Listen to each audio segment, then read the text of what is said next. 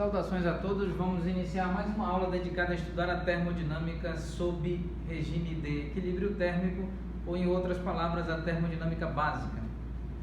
Dando continuidade ao estudo, ao tópico no qual nós estudamos a máquina térmica de Carnot, ou em outras palavras, o ciclo termodinâmico de Carnot. Muito bem, então, mais uma vez, aqui traçando, desenhando a ilustração o desenho que ilustra a figura que ilustra o ciclo termodinâmico de Carnot. Vamos aqui considerar um gráfico em duas dimensões: pressão, volume. Pressão, volume e temperatura são os parâmetros macroscópicos mais fundamentais da termodinâmica, e os demais parâmetros, as demais grandezas termodinâmicas devem de alguma maneira serem escritas em termos dos parâmetros macroscópicos temperatura, pressão e volume. Recordando que um sistema termodinâmico é um sistema físico composto por um número n de partículas, onde n é da ordem do número de Avogadro, ou seja, pode ser um pouco menos, é igual ou maior ou múltiplo do número de Avogadro, ou seja, múltiplo de um mol de elementos que compõem uma determinada substância. E um mol é equivalente a 6×10 elevado a 23 partículas ou elementos componentes de um mol de uma determinada estrutura, uma determinada substância. Muito bem, então aqui nós temos mais uma vez, voltando a discutir o ciclo termodinâmico de Carnot, que é um ciclo termodinâmico do tipo reversível. Então nós podemos considerar a evolução termodinâmica em um sentido, e o mesmo sistema associado ao ciclo de Carnot pode trabalhar em sentido contrário. Então aqui nós temos mais uma vez ponto A, ponto B, ponto C, ponto D, e a evolução do sistema nesse sentido.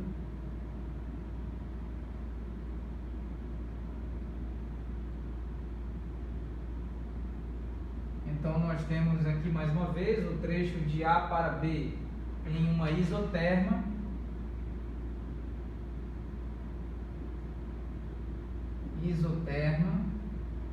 Nós discutimos em aulas anteriores o que é exatamente uma isoterma. Esta é uma diabática, uma curva diabática, e esta também é uma curva diabática.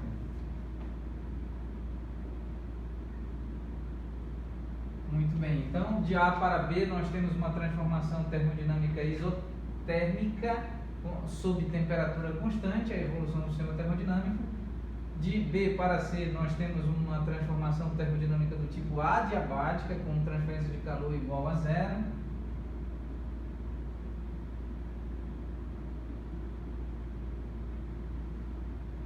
De C para D nós temos uma transformação termodinâmica também isotérmica, e de D para C uma transformação termodinâmica do tipo adiabática, quando não há transferência de calor. Ocorre transferência de temperatura, mudança de temperatura, mas não ocorre transferência de energia térmica, transferência de calor.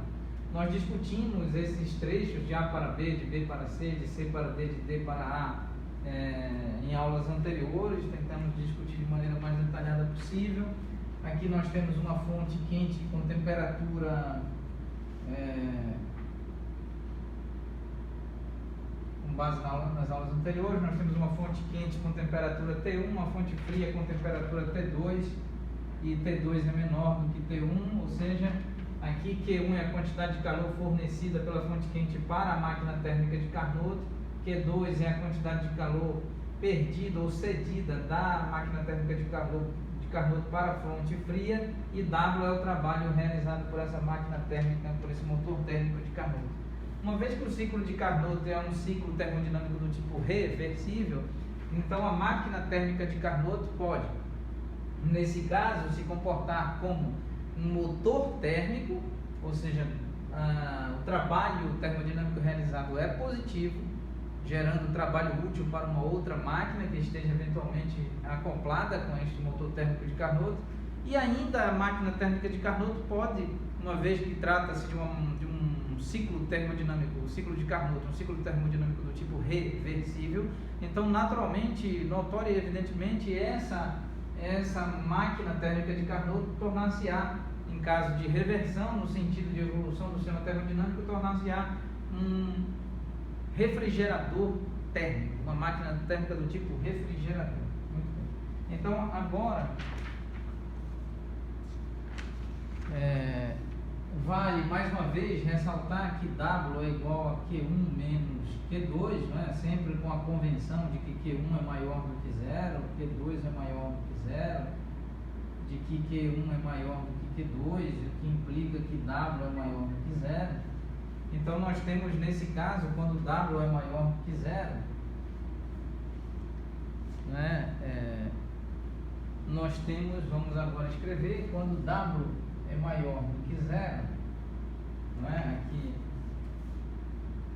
vamos considerar assim inicialmente. Agora, quando W é maior do que zero, quando o trabalho é maior do que zero, então a máquina térmica de Carnot atua como um motor térmico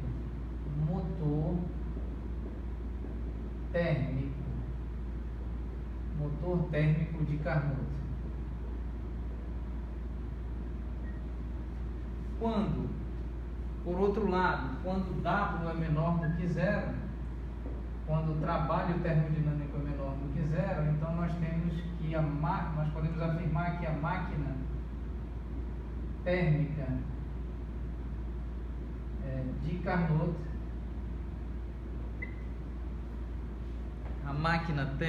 Carnot, atua como um refrigerador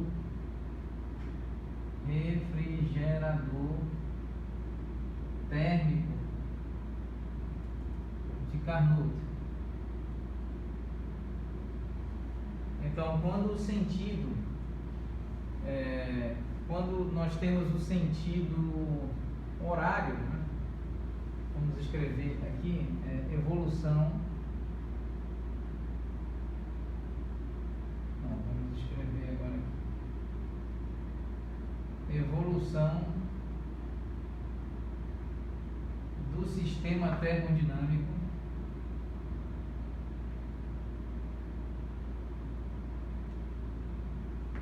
no sentido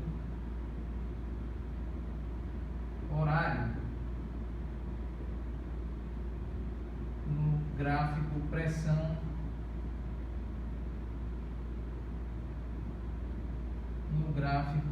pressão versus volume.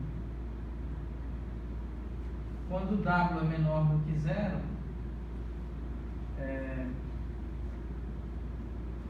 nós temos evolução do sistema termodinâmico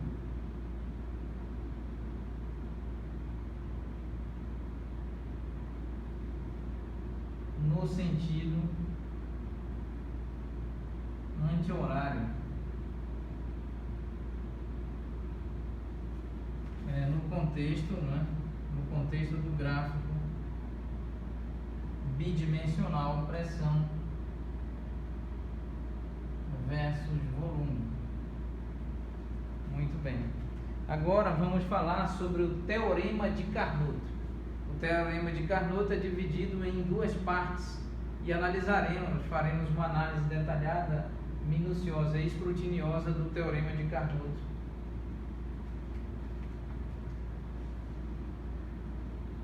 Então, vamos encerrar a aula neste ponto e retomaremos tratando deste conteúdo, finalizando aqui, sobre trabalho positivo e trabalho negativo, e retomaremos durante a próxima aula para tratarmos exata e precisamente sobre o Teorema de Carnot. Muito obrigado a todos.